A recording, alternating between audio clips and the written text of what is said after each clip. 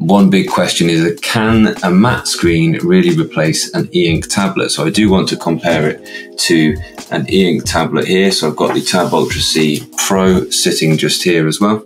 And we're going to have a little look at that kind of screen there, because clearly the main benefit of e-ink tablets has always been about reading. And I can kind of tell you that straight away, I'm just not sure that for reading it's going to be a comparison at all worth considering. I don't think it's going to be able to replace that for reading, but you never know. After I daily drive it and I play about with this reading mode, for instance, that might change. So I want to compare the two screens here. That's OneNote on one place. OneNote doesn't work perfectly on here because it kind of gives you a preview and then it kind of prints into it. You see that? If I write, sure, I can write lovely and neatly with the Wacom EMR stylus, which is better about this. This is the Books Tab Ultra C Pro. It is better, the stylus, compared to this. This is a Lenovo's own, I think they call this a Pen Plus, and it's acceptable. You can see how much writing I've done on here. I've done loads and loads and loads. I'm just going to put down the brightness ever so slightly on that, just so hopefully you can see. It's going to do its auto brightness thing. And I found already that I have to sort of dim the screen to get it to a comfortable level for reading and writing. Perhaps that's a bit overkill for this.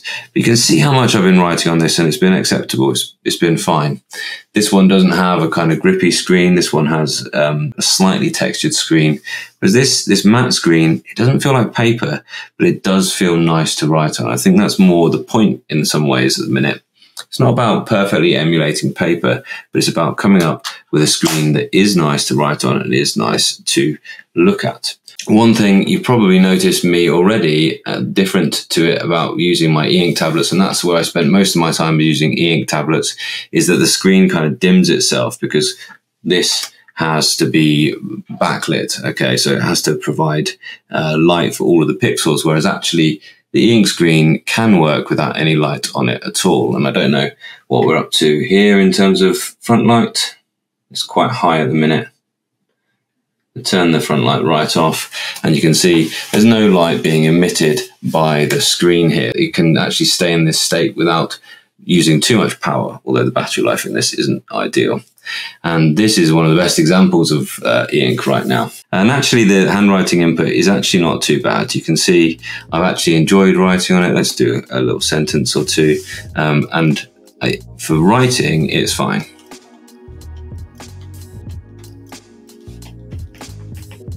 Now, it's not giving you the kind of grippy feeling. It is providing some resistance to the pen, more than it would be on an ordinary kind of glass screen. But if I just do that near the mic, you can probably hear you aren't getting the kind of the level of kind of the textured feel that you do on a doo-doo screen protector. That's the iPad there, or even on the Lenovo tablet itself, which does have a Wacom EMR pen. It actually has a really pleasant sound and a really nice kind of feel on it. And I don't know why they didn't, if they've got this Wacom EMR here, I don't know why they didn't actually go ahead and use the Wacom EMR on this tablet here. They must have their reasons. I suspect this is a USI stylus, which are acceptable, but not brilliant. So I'm going to actually do some lines across the page now. So I'm going to get myself a nice sort of blankish bit of OneNote, and I'm going to show you something which is really important whenever you're looking at a pen. If I go quite slowly across the page, you can see you get that kind of regular wobble. You can probably see that. But if I go quickly, I don't get that. So there's an interesting thing there. As I go across slowly, the digitizer, it means you get this kind of wobble to the pen stroke. Okay, but if you go quickly, you don't get any wobble. And some of that is wobble from my hand, but actually you can see on this line, there is that wobble, and it tends to be a bit more pronounced the more leaned over you are, the more tilted the pen is. It doesn't seem to have tilt input. And you can see also it lags slightly behind the thing. So I would put it firmly in third place in terms of if I was going to compare the Apple Pencil, which gets very little of that indeed. You know, really impressively little jitter at low speeds from the Apple Pencil. It's good. There is some though, but basically none from the Wacom EMR styluses of the world. Okay, so it's worth mentioning just how good it is. And let's have a look at the Wacom EMR stylus. I personally find I would have the Wacom EMR above the Apple Pencil even. The Apple Pencil is your kind of gold standard. But as you saw on here, the wobble is real.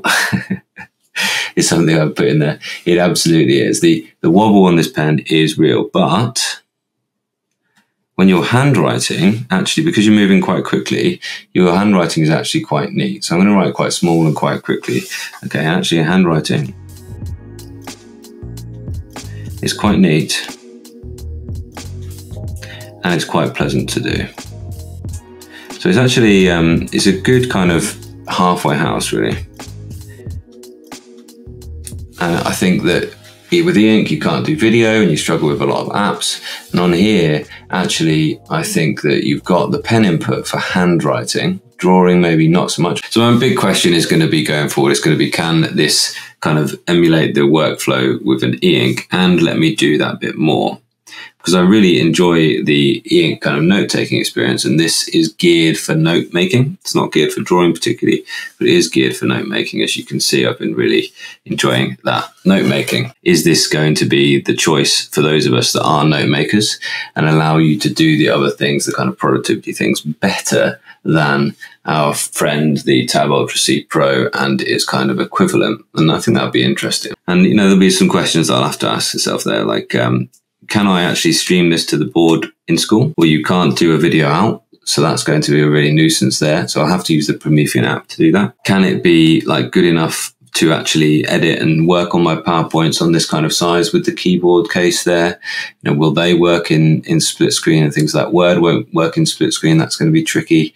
You know, or actually, will I still have to use this and a laptop? How much of an issue is that lack of Wacom EMR, you know, compared to the, you can see there that those lines, those circles aren't that smooth, and that is, that would be better. They would look better on the Wacom EMR than they do there. So we will see that question there as well. If they're saying this is a better paper replacement than an e-ink tablet, that will be an interesting question to answer, because one thing that e-ink tablets are kind of sold on is that there are people who would have bought Moleskines and lovely pens to buy an e-ink tablet, and they can have this kind of permanent notebook and not have to like search for their older notebooks when they're looking for their things. They can just look back in their file system. It's called a Tab P12 with matte display.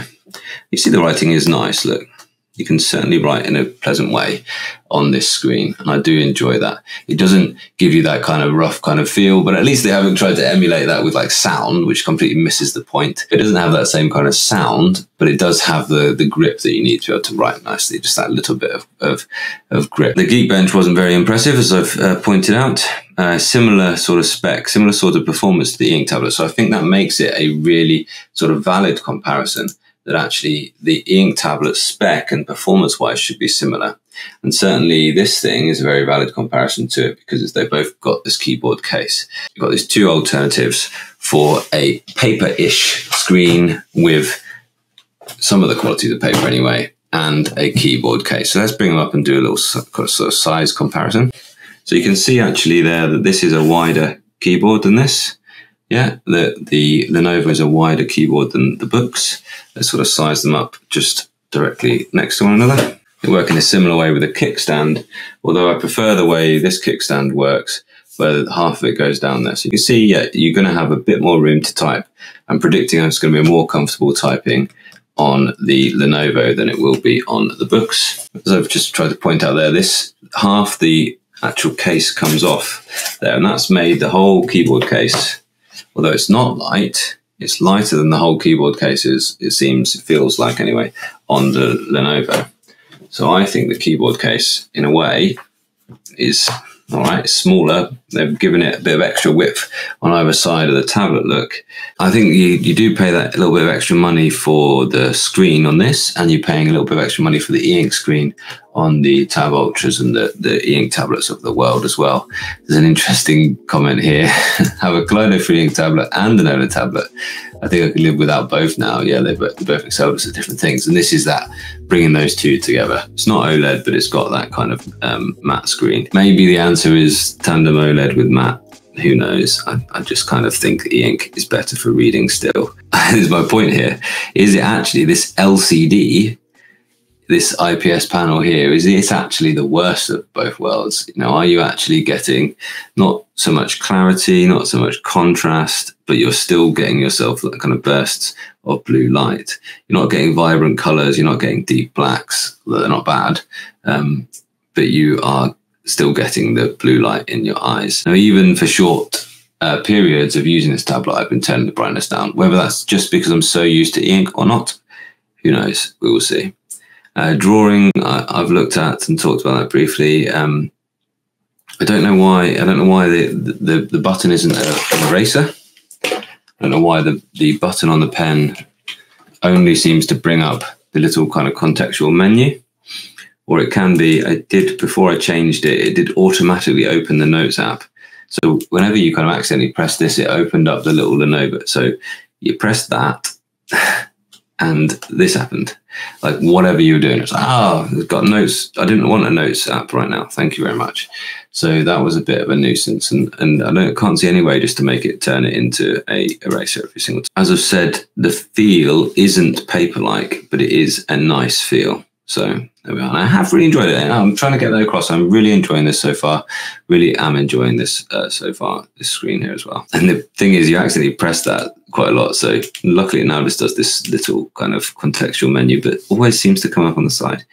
There are some options for the pen, but it's not perfect. You know, and it's not such a kind of like frictiony matte surface that it's going to wear down the pen nib. You do get one extra pen nib in the box, but the surface isn't so harsh that it is going to wear that pen nib right down. I'm trying to give you the feel, but it is not so harsh that you're going to have to buy lots of pen nibs every month. You know, it's good. And there is some slight wear from the kind of few days that I've been using it, but not a vast amount. If it was like a reading and writing tablet, mainly, then I would have been better to have a wider bezel. So I did find it wasn't easy to kind of hold it in this kind of like mode, you know, especially now it's got this big chunky back on it, which if I'm going to hold it for any period of time, I'll take it out. It's quite heavy now, although it's quite nice and light without it. Now it's got this big chunky back on it, you know, that's quite nice, isn't it? Now it's got this big chunky back on it. It's even worse to hold in that kind of portrait mode. So for being in portrait mode, it's not ideal. But for being in PC mode, I do like that. I've talked about palm rejection. I think that's partly getting used to it. So when you put your hand down, you know, if you don't have the pen close enough to the screen, then you will actually move the screen with your palm and then start writing, and that'll be frustrating as well. So you've got to keep the pen nice and close to the screen before you actually start writing. Putting your palm down. I like the fact that it's wider. You know, it's 16 by 10 screen, so it's quite a nice width. You know, and writing across the screen is nice, and that's a nice roomy keyboard.